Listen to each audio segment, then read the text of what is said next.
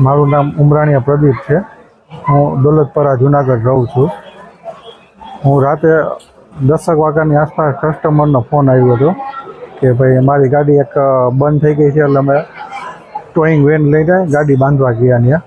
એટલે અમે ગાડી ટૂંકમાં ટોઈંગ કરતા હતા.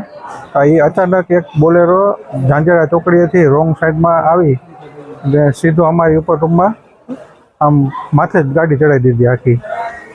પછી અમે ત્યાં સાઈડમાં 3 જણા હતા, અમે 3ની ઉપર ગાડી આખી આવી ગઈ અને અમે સાઈડમાં બધા બેસી ગયા. તો થોડી વાર પછી બધા ત્યાંના પબ્લિકે બધા ગાડીવાળા ભાઈને ટૂંકમાં રોકી ભાગવાની કોશિશ કરતા હતા.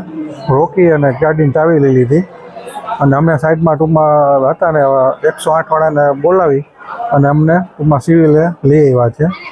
અને એવું જાણવા મળ્યું કે મહાનગરપાલિકાની કોઈકની ગાડી હતી અને ફૂલ નશામાં હતા એ લોકો, અને એ હેઠે ઉતરવાની ટૂંકમાં એને હૈયા નહોતી એવું અમને જાણવા મળ્યું. અમને ટૂંકમાં કેસ કર્યો પણ હજી કે અમને કંઈ ખબર નથી શું છે શું નહીં. તમને શું માંગણી છે?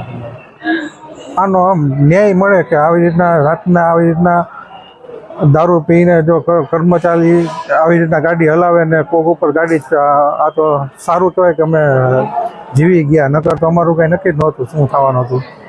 કેટલા જણા લાગ્યું? અમે 3 જણાને. ક્યાં લાગ્યું? બધાને હાથ પગમાં ને એવી રીતના.